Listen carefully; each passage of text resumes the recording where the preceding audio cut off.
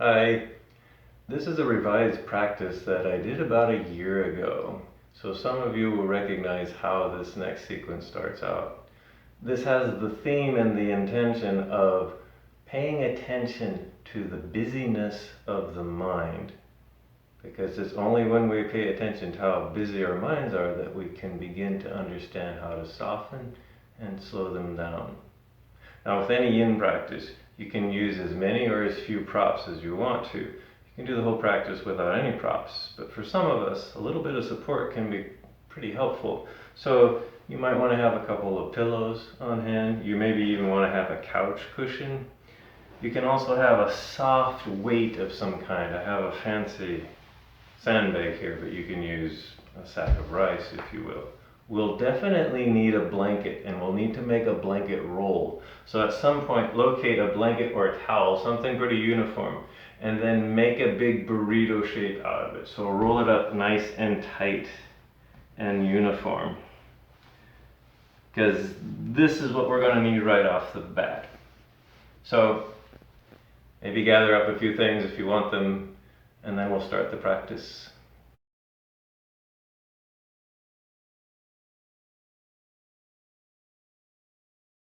So the first posture in this sequence is a long one, it's a heart opener, and we'll be in it for about 5 minutes, maybe even a little bit more. And so what you would like to do is make yourself pretty comfy in this posture. So it doesn't have to be an intense edge.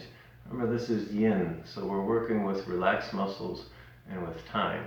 This is called heart opener on a blanket roll.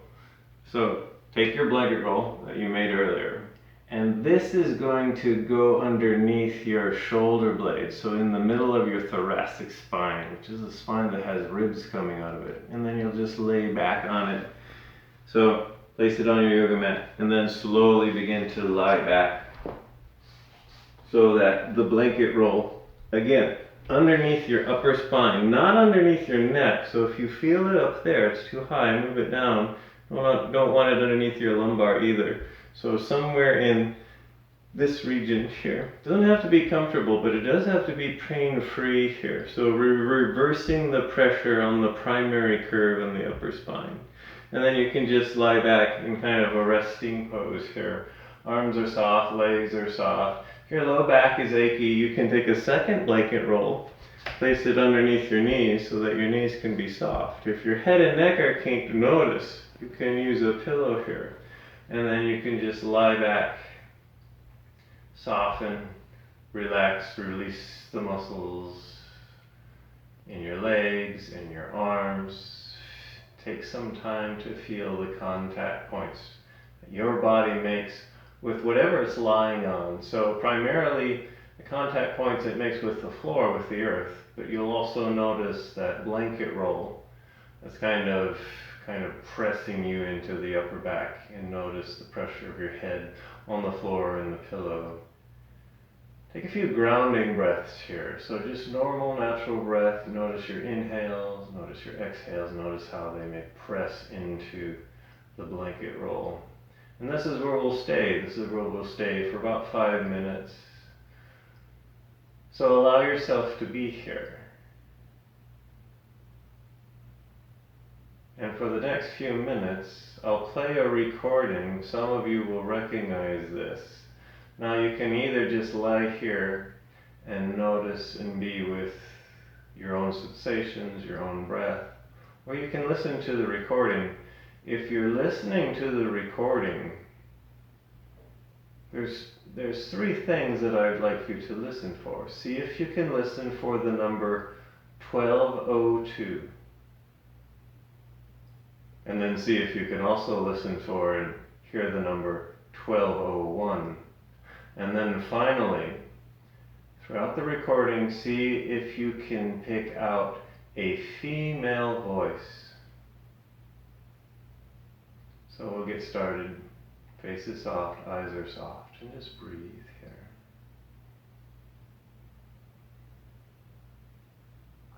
Okay, retro, go. Fire, go. Guide, go. Roll, go. Stop, go. Starting to go. Countdown for 2. Media. 18,000. You said you're go. You can't take it all at 4 minutes. Houston, you're looking at our Delta H. Flight alarm. Looks good. Looking good to us. Over. Accepting its guidance. 1202. Standing by. 1202. 1202. 1202 alarm. 1202. What's that? 1202 alarm. It's executive overflow. If it does not occur again, we're fine. It has not occurred again. Okay, we're go. Continue. We're going that flight. We're going that alarm. Roger, we got you. We're going that alarm. If it doesn't reoccur, will we go? He's taking in a doctor. It's continuous that makes it no go. If it reoccurs, we're fine. We have V enable. So now the computer's taking in velocity data as well. The Bird 57, of course, was done. Roger, looks good. We have another 1202 alarm. Single alarm. Tell them to leave it alone and we'll monitor it, okay? Okay, we'll monitor his Delta H flight. Roger. We'll monitor his alarms, Steve. We copy. Delta H is beautiful. Okay, all flight controllers and cut. Should be throttling down very shortly. Start sucking it in like I thought, but you're stuck. Roger, copy, throttle down. Keep the burn throttle down. Looking good here. Get those guys out of there. Out of where? You want him to stay out of 68? Negative. I just want you to go. Yeah, GC, that now 68 may well be causing the alarm. Yeah, copy. Now 68 will be the problem here, and we can monitor Delta H. Roger. Make sure he does nothing approaching P64. Do you understand? Understand. Off that disky as Tigo comes down. Roger. Okay, everybody, hang tight. 7.5 minutes. Descent to your crit. Okay, we still got landing radar, guys. 8 minutes. Okay, is it converged? Is it converged? Yes. Okay. Okay, all flight controllers gonna go for landing. Retro. Go. Idle. Go. Control. Even manual latitude hold. Go. And back auto. Eagle, give me your go for landing. Over. 9 minutes. Roger, understand. Go for landing. 3,000 feet. Without alarm. 1201. 1201. What alarm, Jeff? 1201 alarm. Same type. We're go. Same We're go. Same type. We're go. How's the margin looking, Bob? 4.5, Okay, 4.7 looks good. Roger. Eagle looking great. You go. We have another 1202 alarm. Roger, no sweat. Roger, 1202. We copy it. How you doing? 35 degrees. We look good here. Roger, would you tell them? Go. Guidance, you happy? Go down to 43. We have another 1202 alarm. 21 down. 33 degrees. Okay, Understand. from now on, forward. They're looking good. Down a half. Roger. 6 forward. 60 seconds. 60 seconds. Lights on. 6 forward. Arch on one RCS. No problem. 4 forward. Good to the right. 30 seconds. 30 seconds. 30 seconds. Forward. Contact light. Okay, engine stop. ATA at a descent. Shut Both control, both auto, descent engine command override off. How's that for you? Fantastic. Buddy, do it every day. We copy it down, Eagle. Apps and RCS. Keep an eye on the computer. Okay, well, it's steady now. Keep your eye on it. Eagle has landed. Tranquility, we copy on the ground. You got a bunch of guys about to turn blue. We're breathing again. Thanks a lot. Okay, all flight controllers, about 45 seconds to T1, stay, no stay. Hey, look back there. Go, guys. Everything looks good back there. Keep your eye on it. Very smooth. Did you see? Looks fine. Okay, take note of all your little alarms there. Okay, keep the chatter down in this room. It didn't drop the flat. Roger. Okay, T1, stay, no stay. Retro. Stay. Idle. Stay. Guide. Control. Capcom. GNC. Econ. Surgeon. Capcom, we're safe for T1. Program 68. How close was that? Hey, Jack. Good. Thank God we had that meeting. Stand by, please. Yes, sir.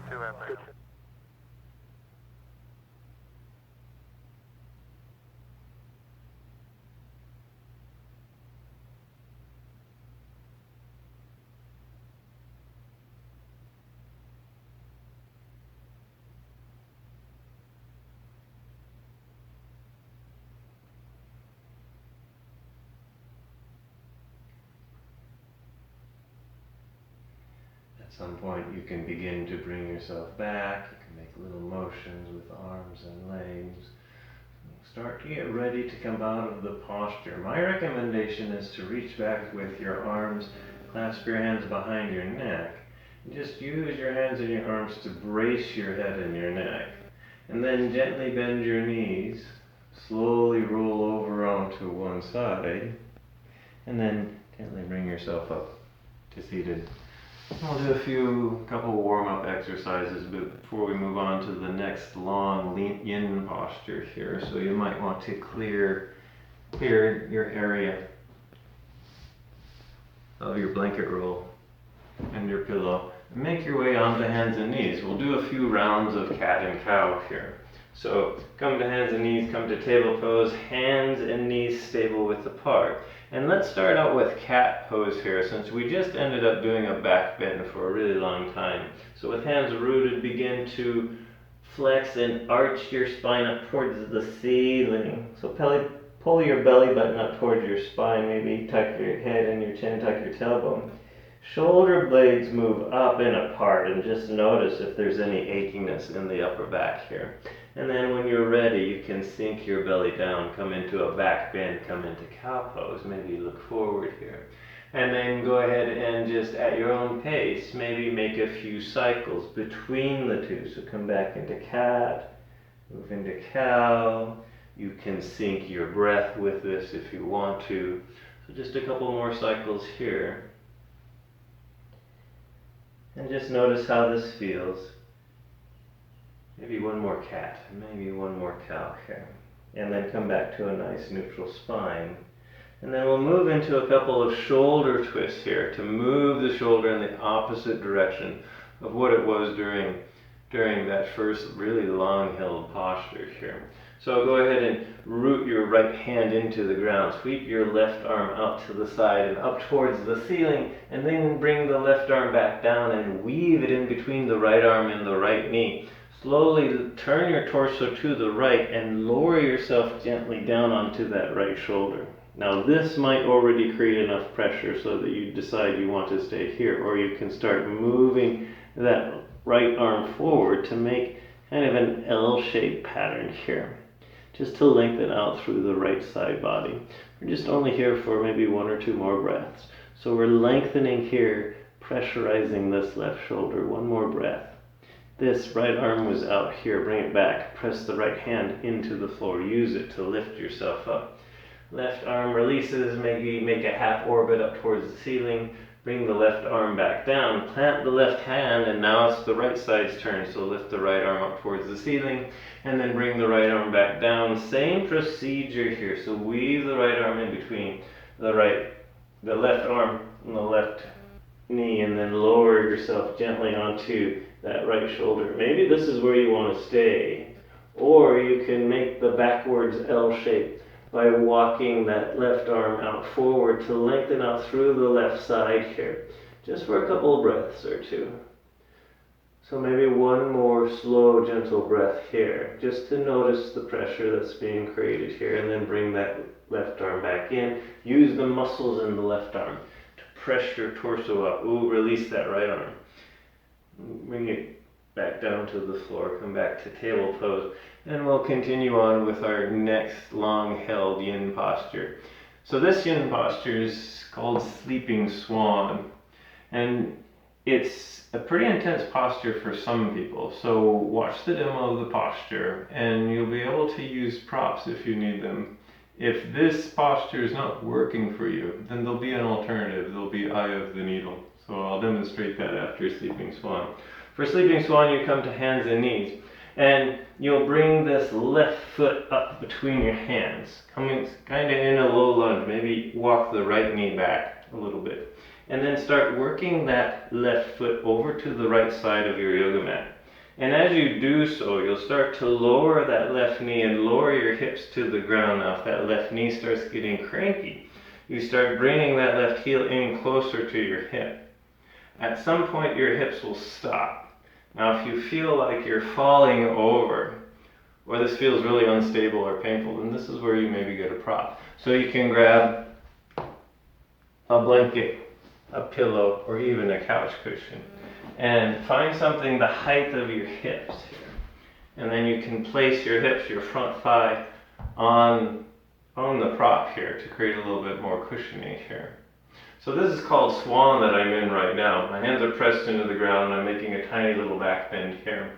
To get into Sleeping Swan, then you very slowly and gently lower yourself any amount. You're going slowly until you have generated enough pressure here where you can stay for a few minutes. We'll try to stay here for 3 minutes, but you stay as long as you wish, and then after 1 or 2 minutes, if you've had enough, you come out, maybe rest and wiggle around a bit here.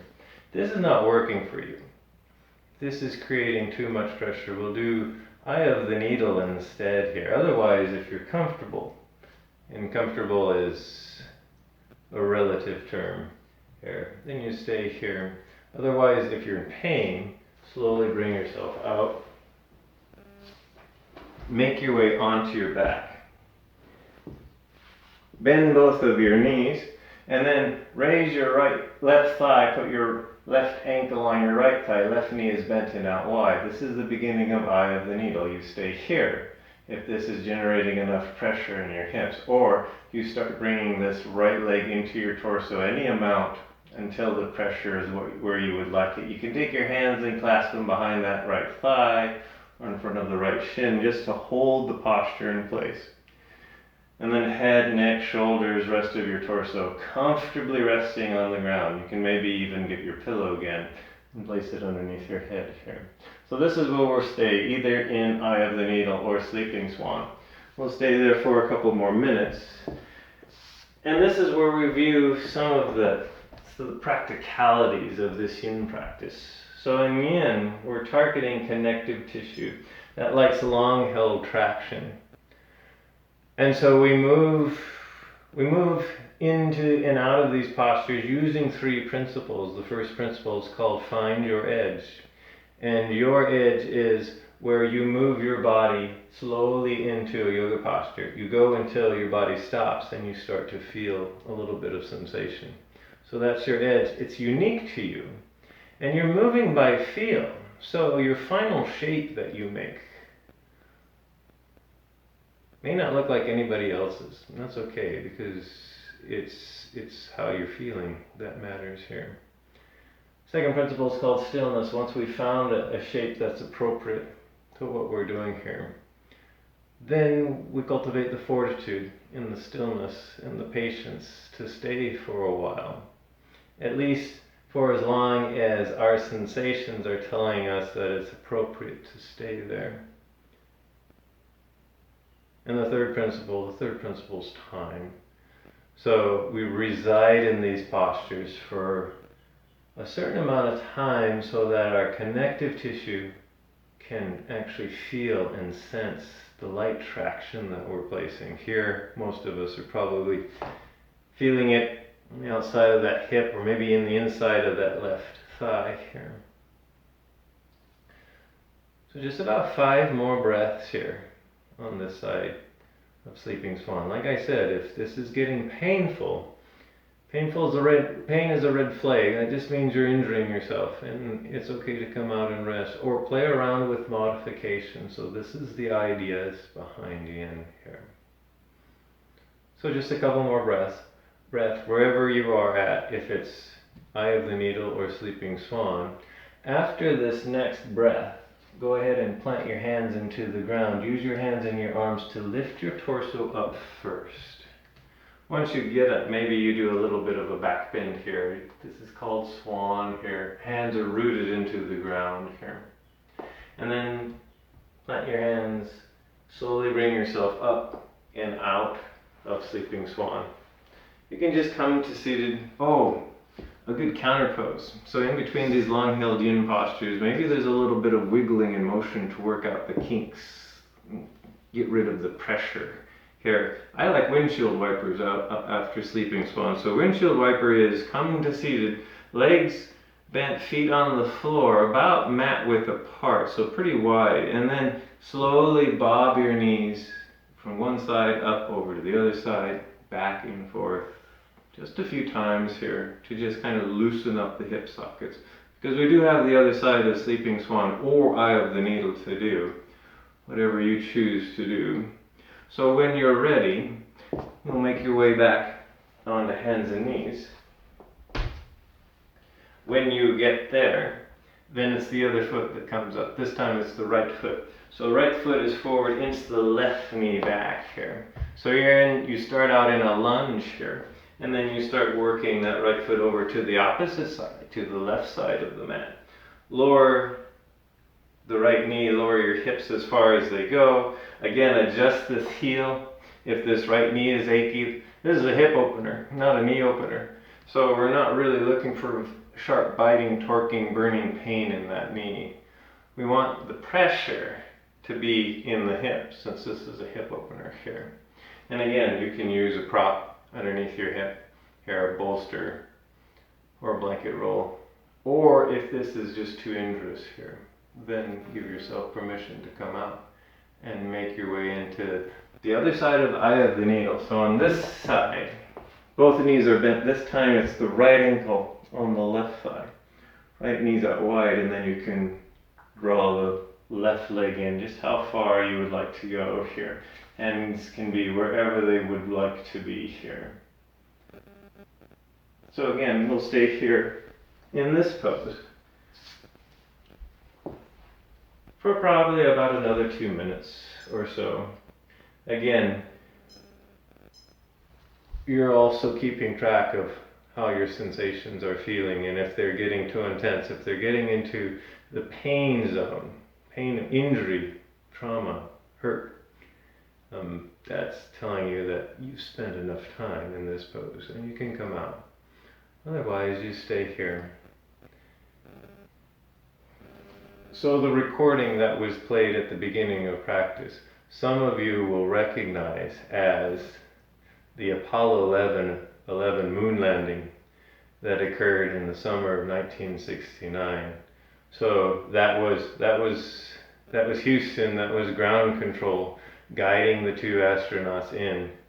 And even though the two astronauts, Buzz Aldrin and Neil Armstrong, very accomplished pilots, landing the lunar module on the moon, no easy feat. It's not like flying an airplane. The moon has no atmosphere, so there's no aerodynamics, and the lunar module was shaped like a brick, so you're basically trying to land a brick on the moon. And the only way you can do that is not through skillful pilot maneuvers. You do that through precise computer control of guidance rockets, and that's what they were using. So they were deeply dependent on the computer to get it right here as they were coming down. And so that was the process, and so they had to make sure that the guidance control, which was all hardware and software that had to be developed for the moon landings, was working properly here. So just 1 or 2 more breaths here, if that's appropriate. When you are ready, come out. Maybe after your next breath, you'll plant your hands, use your hands and your arms to lift your torso up. If you're in Sleeping Swan, come back into Swan, this gentle back bend for a moment here. And then slowly make your way out. You don't have to be fast. This is a yin practice here. Make your way back to seated, and if you liked the windshield wipers maneuver, you can do that again for a couple of rounds.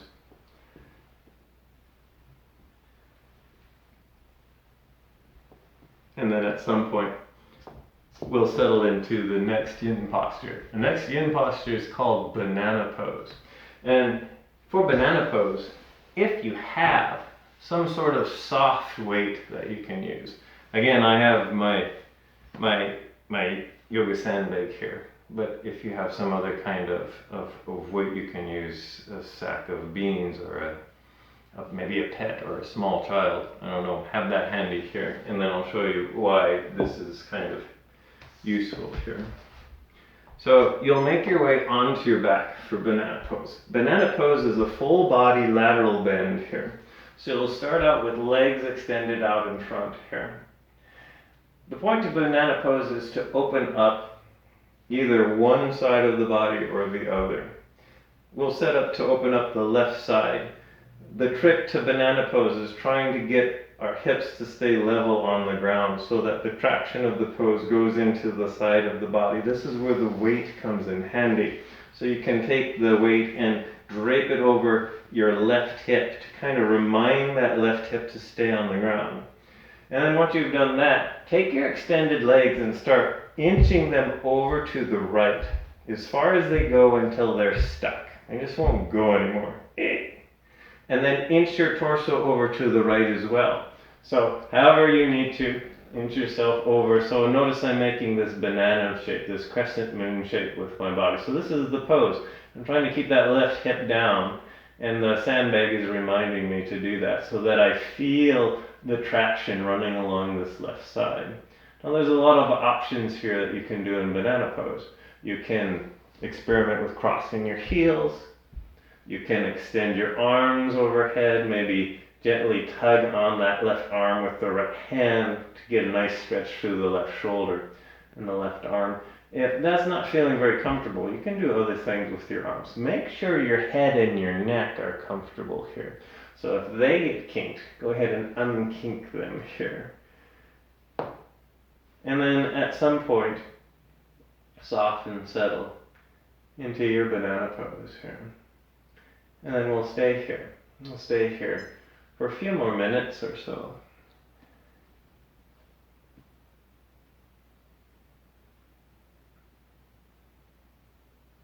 So software and hardware had to be designed for the command module of the moon landings, for the lunar landing module. And the person in charge of designing the software that ran the guidance system for both objects, for both the lunar landing module and for the command module, were designed by a woman by the name of Margaret Hamilton. Now, Margaret Hamilton worked at MIT, and she got hired by NASA to do the programming, which programming and software stuff was in its infancy during the moon landings. And she was one of the few people that knew a lot of basic languages, and so she got hired to do this. She would bring her young daughter, Lauren, into work at nights, where she had a mock-up of both the lunar landing module and the command module. And as she worked on the software, her young daughter would often crawl into command module, the lunar landing module, and play astronaut. So she would play around in the seat, she would look up and she would start flipping switches, and indeed at one point Lauren flipped a switch that turned the simulation on. And then she flipped a couple other switches that completely crashed the system. Margaret noticed this. She noticed this, like, well, if her daughter can crash the system by flipping the wrong switch, maybe the astronauts can. You have to understand that back then there was very limited computer memory. And because of that, you could only have so many computer processes running or activated, otherwise it would overload the computer. And so the astronauts had to flip the hardware switches in very precise sequences. Otherwise, they would turn on too many processes and overload the computers. Margaret was thinking about this, and she thought, well, we can't have this happen because computer memory is too valuable, and it could crash the entire system if it gets overloaded. So she was thinking about ways to get around this, that maybe the software could actually recognize what's going on and compensate for possible error made by the hardware or made by the astronauts. So we just have about 2 or 3 more breaths here in banana pose. If you're in pain, come out, but if you're still kind of luxuriating in this posture, maybe 1 more breath. Yeah. And then when you're ready to come out, take your time, slowly inch yourself back to your center line. So torso comes back, inch your legs back.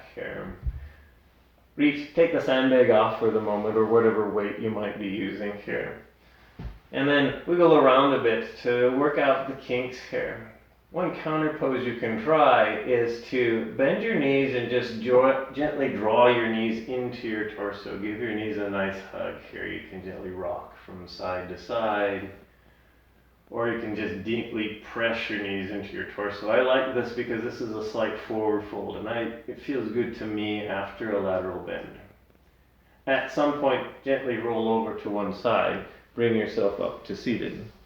So before doing the other side of banana pose, we're sandwiching in a symmetrical posture in between the two sides of banana. So don't worry, I haven't forgotten about the other side of banana yet. But before banana, we'll do a posture that I call baby frog. Now, baby frog is basically wide-legged child's pose. So to get into baby frog, you'll make your way onto hands and knees. Once you're in table pose again, knees go out wide, so maybe mat width apart. Maybe they go even wider than mat width. Feet can come together, maybe the big toes even touch. And then you sink your hips back towards your heels. You lower your torso and your arms forward. Any amount until you stop. Move this slowly until you find your stopping point. Now, so maybe a few of us can do this without any props. Some of us, that's pretty uncomfortable to stay in for several minutes. So here's where I advocate maybe something as grandiose as a couch cushion or a couple of pillows. So put this underneath your torso and your hips. And then sink yourself down and just luxuriate onto all the padding here. So this is a perfectly wonderful supported baby frog pose. And this is where you can stay. So if this is, for a lot of us, for most of us, this is a nice place to be. So this is our posture. I'll offer up one alternative for those who have large ranges of motion or need to have an intense feeling posture. If that's you, then you can try regular frog pose. So for regular frog, from here you'll bring yourself up, you'll bring your knees wide, and then bring your shins apart so that they're parallel to one another. Sink yourself down as far as you go here, and then lower your torso as far as you go. And then you're trying to line up your hips with your knees. And the more you do that, the more intense this posture becomes. If it becomes too intense, maybe bring yourself out.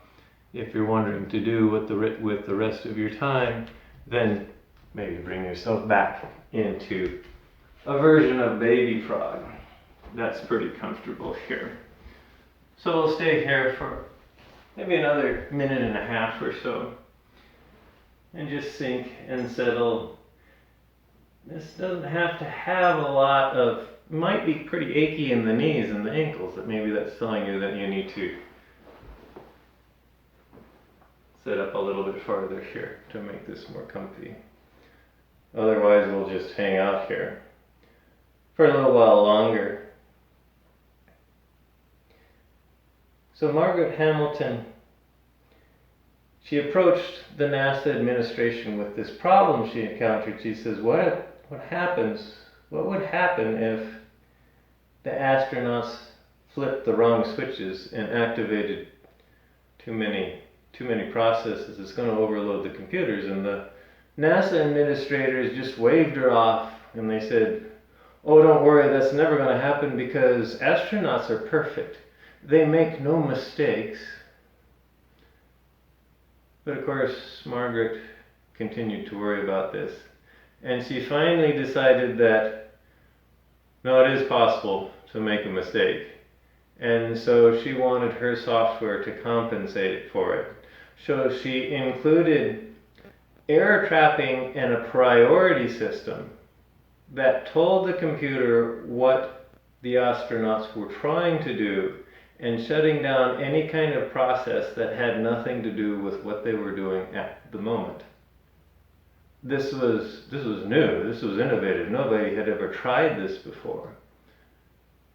But she knew the astronauts only had one shot to land on the moon. So if an error occurred, it had to be dealt with real time. It had to be dealt with specifically here. And so that's what she did. She just basically programmed in Just a couple more breaths here in either baby frog or if you're in full frog. One more breath, and then at some point you can slowly begin to bring yourself out. So bring yourself up. If you're using lots of props, maybe set them off to the side. The counter pose for this, I'm going to advocate try downward facing dog just to extend the legs since our legs were deeply flexed during that posture. So root your hands into the ground, shoulder width apart, tuck your toes under, lift your knees. Press your torso back towards your thighs. So this is a very young type posture here. Hands are rooted, feet are rooted. Spine is nice and long, so if you need to rearrange hands and feet and bend knees to create a long spine, then do that. This is the counter pose, so we're just here for a couple of breaths, and then when you're ready, bring yourself out. You can shake yourself out. Now we'll get to the other side of banana pose. So when you're ready, invite yourself onto your back. Legs are extended out long here again. Find your weight. This time the weight will lay upon the right hip to encourage the right hip to stay close to the ground. And then start inching your legs over to the left, any amount, until they stop. And then inch your torso over to the left. So again, I'm moving into this crescent moon shape. I'm moving into banana pose here. And you have options. You can extend your arms, cross your legs from side, or leave them uncrossed if that feels better. Find your banana shape. Once you've found the shape, then this is where you stay. So a few minutes here on this side of banana pose.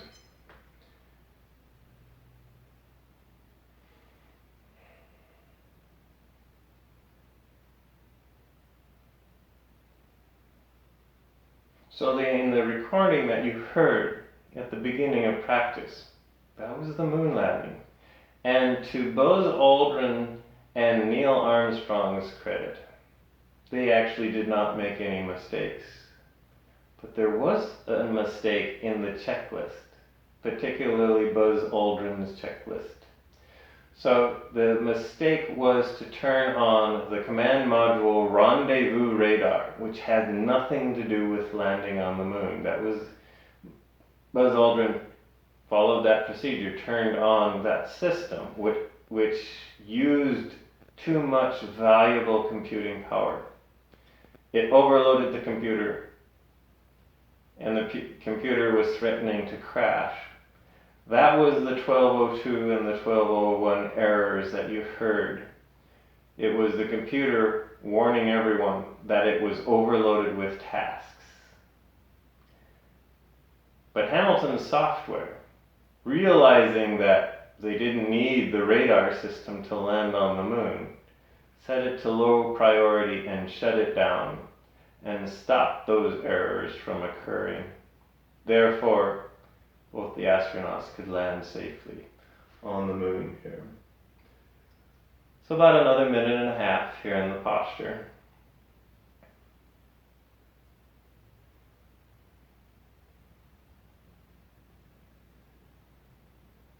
Some people in mission control realize this, and that's why they were go for that alarm. They realized that Hamilton had already programmed that into the landing sequence, just in case there was an error, and there was. Had the software not been there, it was most likely that the computer would have overloaded, it would have shut down, and either Buzz Aldrin and Neil Armstrong would have had to abort the moon landing, or they would have crashed into the surface. This was realized years later, and indeed just a few years ago, 2016, Margaret Hamilton was awarded the Presidential Medal of Freedom, because everyone realized it was through her attention, through her awareness, that allowed the moon landing to actually happen in the first place. So the female voice that you heard in the recording was actually the silence right after the alarms stopped. When the alarms stopped, that was Margaret Hamilton herself saying, "I don't know what you're trying to do, boys, but I think what you want to do is land on the moon." And that's exactly what we're going to do. So just one more breath here, and then you can slowly bring yourself out of banana pose. When you kind of find your center line again, we're done with the weight, so you can take whatever you use for a weight, you can put it off to the side. Again, if you wish, you can bend your knees and you can bob them from side to side, or you can draw them into your chest, whatever you need to do to kind of work out the reverberation from that long-held posture. And then from here, a little bit of integration before we move into our resting pose. So maybe a final spinal twist here. Bend both knees, draw them into your chest, maybe give them a hug to begin with. And then keep your knees together and gently lower both knees over to your right side so that your spine is in a spinal twist. So if you ended up on your side, kind of melt your left upper torso back towards the floor. Left arm, right arm can be in T or cactus arm position. Head can be neutral, or if you want a complete spinal twist, you can turn your head to the left here. And we're just here for a couple more breaths here. So just maybe feel the twist along your spine. And then on your next inhale, use the inhale to bring your knees back up to center, maybe pause for a breath, and then we'll go over to the other side. So gently lower your knees over to the left. If it's okay with your head and your neck, you can gaze right, and then just stay here a couple more breaths or so. On your next inhale, gently bring your knees back up to center. Maybe give your knees a nice hug here, and then from here, move yourself into your resting pose here for the last few minutes of practice here. It can be a traditional resting pose where you're just lying on the floor, arms and legs extended. You can have a blanket roll that we used earlier to place under your knees.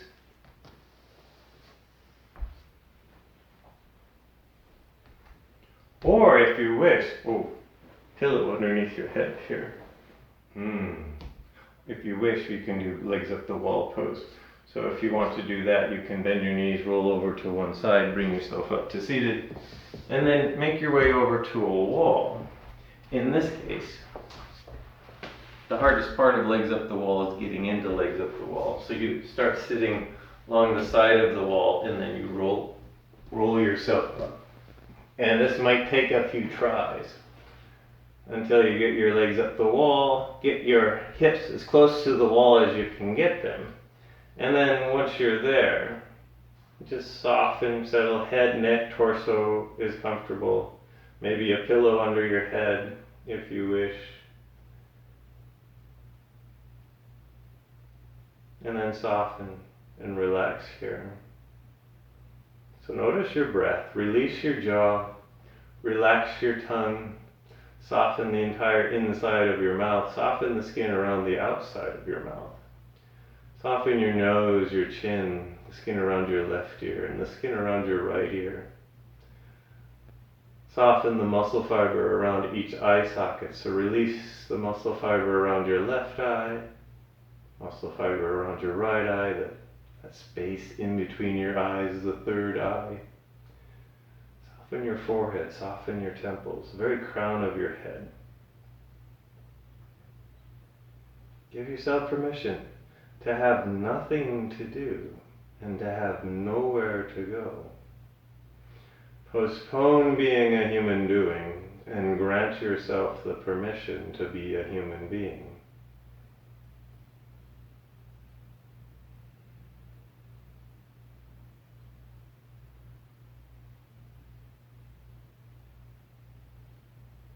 Soften down through your collarbones, relax the backs of your shoulders, release your right arm, your right palm, and your right fingers. left arm, left palm, and left fingers, draw your attention to the tips of all of your fingers on both hands, left and right, and see if you can notice a light tingling sensation in the tip of each finger.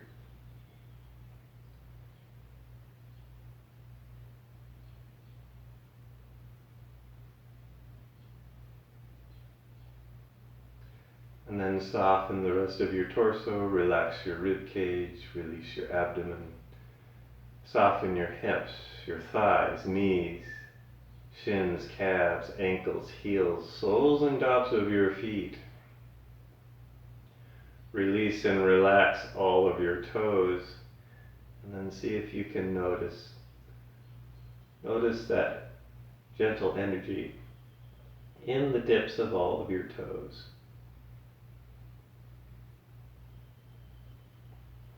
Release, relax, and surrender your body, mind 100%.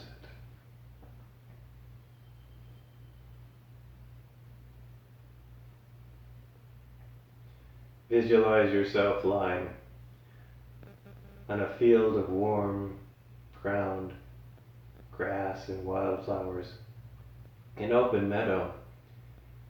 It's a warm night. You can see stars. It's clear. And directly above you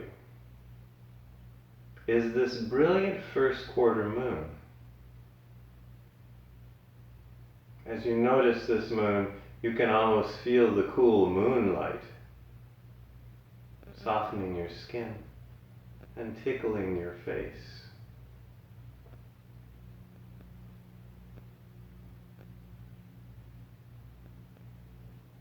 Allow this moonlight to create a deeper sense of peace and of calm.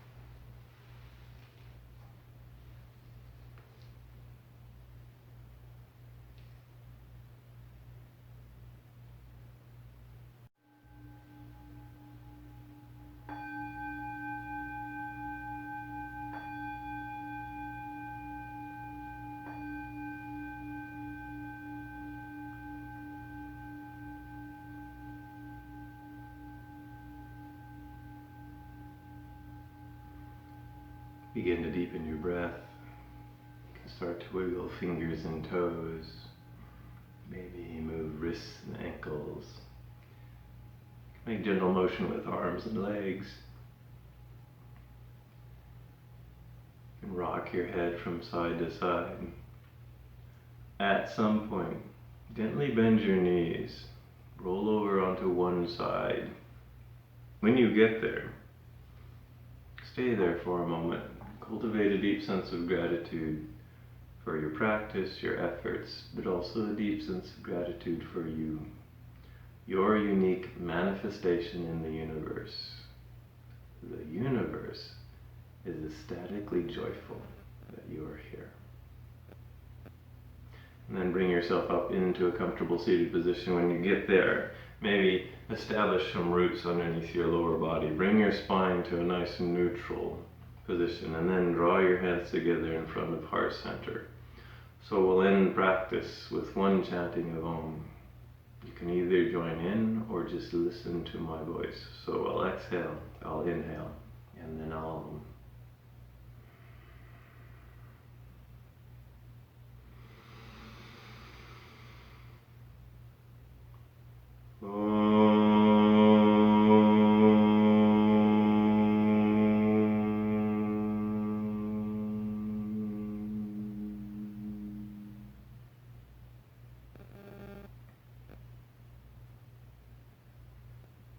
The inner light in me honors the inner light in each one of you.